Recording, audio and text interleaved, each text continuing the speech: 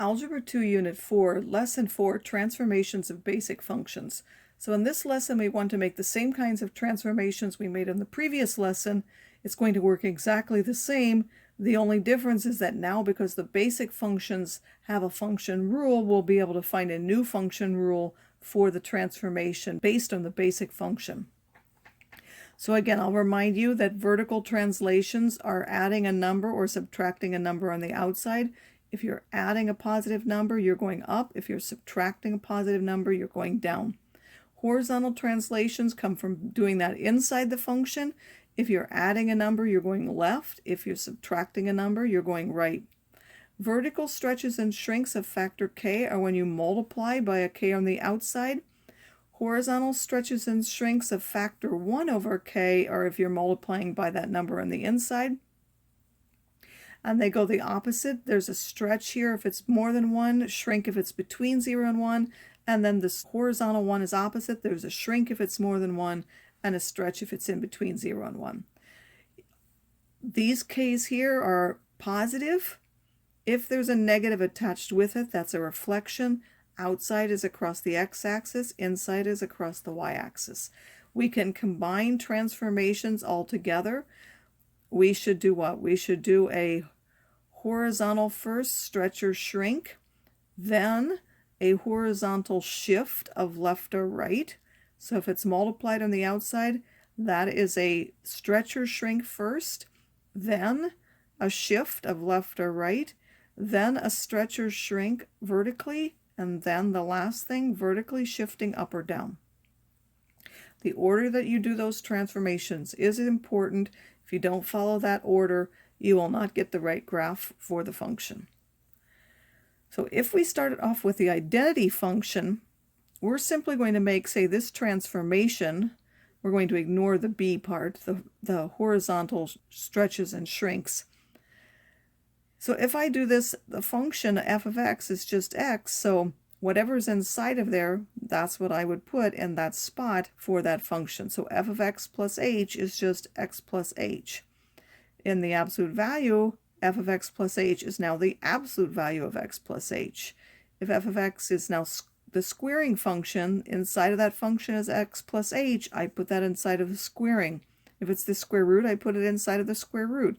If it's cubing, I put it inside of the cube. If it's the cube root, I put it inside of the cube root. Again, the a is multiplied on the outside of the function. The x plus h will take the place of x in the original function, and then the k will be added on the very outside at the end.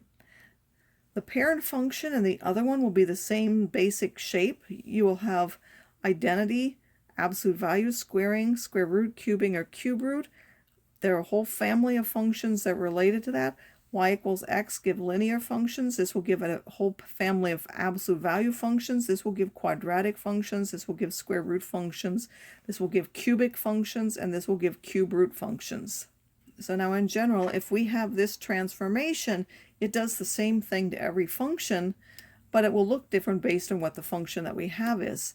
So this will cause it to shift 3 to the right, vertical stretch of factor 2, shift 1 up, because this is on the inside, these two are on the outside. This affects the x, these affect the y. Now I have this function. I want to look at the basic function of the absolute value, which I've sketched here in gray. I will start off sketching those for you, and then eventually you will have to do that yourself. Now I picked different values, and we know that it's just the absolute value of that function. So I did -2 and 2, -4 and 4, and so on. You could have picked other values. Those are the ones I graphed, the ones I wanted to focus on. And now I want to do this transformation. Well, I need to take this 3 to the left. That affects the x value. Double the y value. 2 times 0 is 0, and then go up 1. That gives me this point. So this point goes to here. If I take this one, I'm going to go 3 to the right. Double the y. Well, it was at 2. I'm going to go to 4, and then add 1. We'll go till here. This is here. I'm going to go 3 to the right. It's at a height of 4, so I need to go to a height of 8, and then add 1. If I do that for all the points, I will get another absolute value function. How do I know what the new equation is? Well, inside of the function, notation is x minus 3, so that's what's in here. That is what now needs to go in there. the absolute value of x minus 3, and then I'm multiplying by 2 on the outside and adding 1 on the outside. Suppose instead that we started off with the squaring function. We still do the same transformation. We're going to go right 3, double the y value, which is 0, so it stays 0, and add 1. I'm going to go from here, right 3, double the y value, add 1. Go right 3, double the y value, add 1. So the graph will look different, but we do the same thing to make the transformation. We, of course, get a different function. This is the squaring function, so f of x minus 3 now means whatever's inside here, that's what has to go here. That gives us x minus 3 squared. Again, then on the outside of that, we're multiplying by 2 and then adding 1. Now this squaring function, of course, we could simplify by using FOIL for this. Square the first, multiply these and double it, square the last, and then we would multiply by 2. So this, what we have graphed, is this quadratic function here, 2x squared minus 12x plus 19. As another one, we have minus 1/3 f of x plus 1 minus 4. This is going to do what? We're going to first shift 1 left. We're going to vertically shrink by 1/3. We're going to reflect across the x-axis, and then we're going to shift down 4. So what does this do for this function? We have f of x is equal to x. Again, that's the gray one. That's our basic function. I now need to transform those points. I picked the values to graph that it was easy to take 1/3 of. So here I'm at minus 9, but I need to first go 1 left.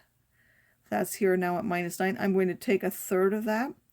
It's at minus 9. 1/3 of that is minus 3. I'm going to reflect across the x-axis to plus 3, and then I'm going to go down 1, 2, 3, 4.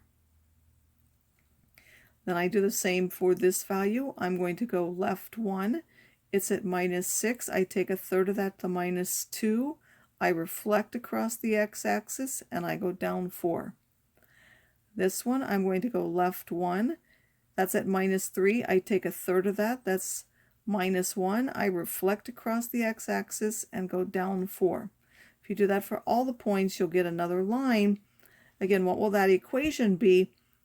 Inside of this is x plus 1, so that's what has to go here. That will be x plus 1. On the outside of that, we're going to multiply minus 1 and then subtract 4, which if we simplify will give us this linear equation.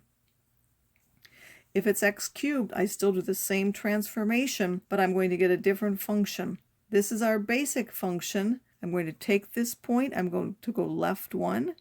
I'm going to take 1/3 of that. It's at minus 8.